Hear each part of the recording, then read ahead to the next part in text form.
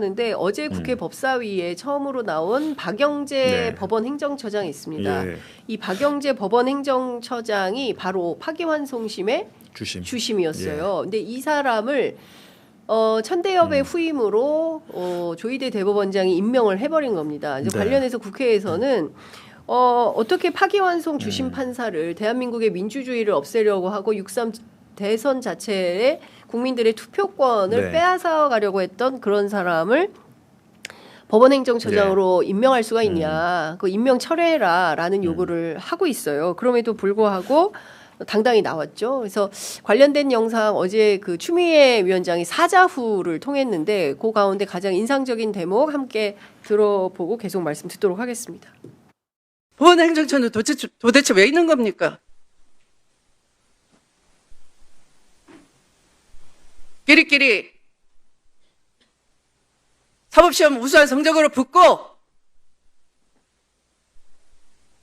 편한 근무처 발령받고 판례 연구 모임 하면서 지식 자랑하시고 좋은 보직 받으시고 출세하고 대법관 되고 서로 선후배 돼서 끌어주고 밀어주고 좋은 로펌 가고 그렇게 하는 산실로서의 법원 행정처입니까?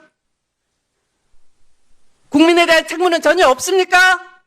법원의 부끄러운 역사에 대해서 어떻게 해야 되겠다는 방책은 없는 겁니까? 저는요, 이게 우리 부끄러운 사법 역사가 너무 많잖아요. 네. 예. 지금 보면 인혁당 그 사건에 대해서도 이제 쭉 말씀을 하시고 4.3에 대해서도 얘기를 하고 하는데 저 박영재 판사가 무슨 얘기를 하냐면 본인은 헌법과 법률에 따라서 하등 문제 없는 그런 그 판단을 한 거다. 문제 없다. 이제 이런 주장을 하는 거예요. 그러니까 추미애 법사위원장이 뭐 그렇게 그 결정된 법원의 판단에 대해서 이제 승복해야 된다고 주장을 하면 그럼 재심은 왜 있어요? 재심제도 없애야 되겠네. 이제 이런 얘기를 하는 겁니다. 근데 굉장히 오만한 태도로 나오거든요. 어떻게 보세요? 그러니까 지금 이게 딜레마인 것 같아요. 그래서 뭐 사법부를 뭐 어떻게 해체할 수도 없고 네, 검찰청처럼 그렇죠. 그렇게 또 할 수는 없는데 기본적으로 이제 조희대 대법원장이 뭐 일각에서는 유튜버 중에 보니까 뭐 화해의 손길을 내밀었다.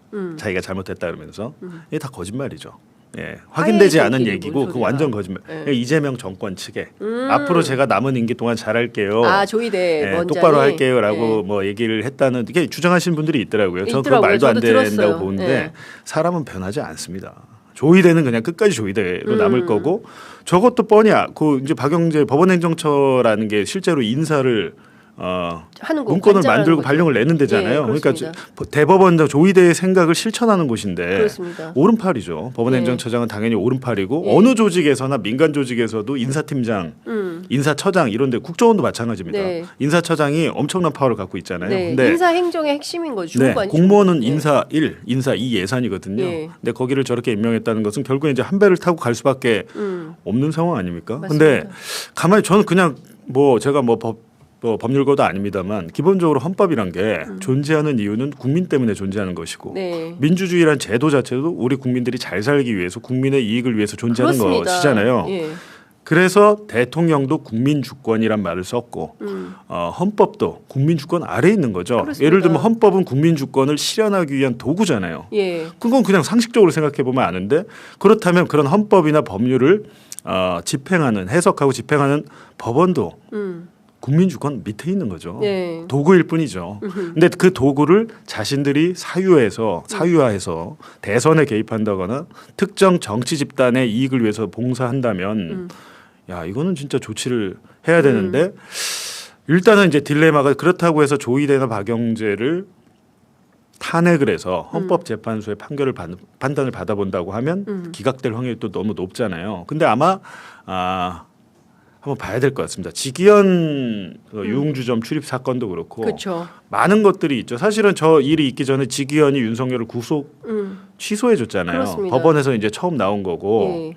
그걸로 이제 시작이 돼서 결국엔 저렇게 이어졌는데 일단은 제 생각에는 직위원에 대해서 지금 여러 고소고발이 들어가 있기 때문에 네. 이거에 대해서 일단 수사를 해보고 여기서 단서들이 잡히면 저는 조희대 대법원장까지 연루가 돼 있다면 수사 대상이 될 수 있고 사법 처리가 될 수 있다라고 봅니다. 그러니까 지금 문제가 뭐냐면 그 윤석열 12.3 내란과 관련해서 이 예. 친이 쿠데타의 이 정당성을 부여해주고 네.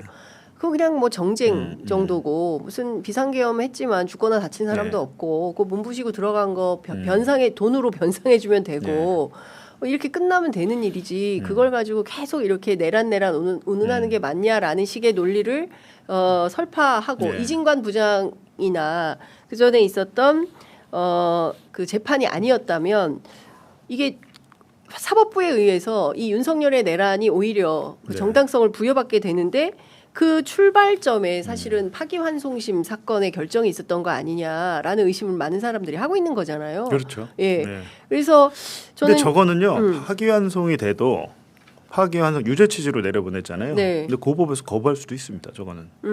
그거는 판사가 만약에 내가 볼 때 이건 말도 안 되는 이거 내가 볼 때는 이거 무죄인데 이걸 어떻게 나한테 강제로 유죄로 내리라고 하지? 네. 라고 하면은 저게 또 큰 문제가 될 수 있을 텐데 한번 보시죠. 왜냐하면 사법부라고 해서 다 또라이들만 있는 거 아니거든요. 네. 정상인들도 있기 때문에 상식을 가진 분들도 있잖아요. 있는데 이진관 부장판사가 한 일은 그렇죠. 상식적으로 맞습니다. 판결을 한 거잖아요. 네. 그 이상 그 이하도 아닙니다. 예. 그러니까 그 박영재 판결에 대해서는 이 독재의 문을 열어주는 그런 판결을 하려고 했던 거 아니냐 네. 파기환송심 사건. 그래서 이제 큰 문제 제기가 있었는데 그 사람을 다시 법원행정처장을 앉혀서 네. 무슨 일을 도모하려고 하는 거냐. 그러니까 조희대 대법원장의 속뜻은 뭔지 이제 이런 것들을 이제 국회 차원에서 어떻게 할지 봐야 될 것 같아요. 제가 뭐 얘기를 물어보니까 청문회 이 사퇴하지 않으면 이제 청문회를 할 수도 있다라는 거죠. 이제 청문회 칼을 빼든 건데 이후에 국회 법사위에서 어떤 논의가 진행될지 좀 지켜보도록 하겠습니다.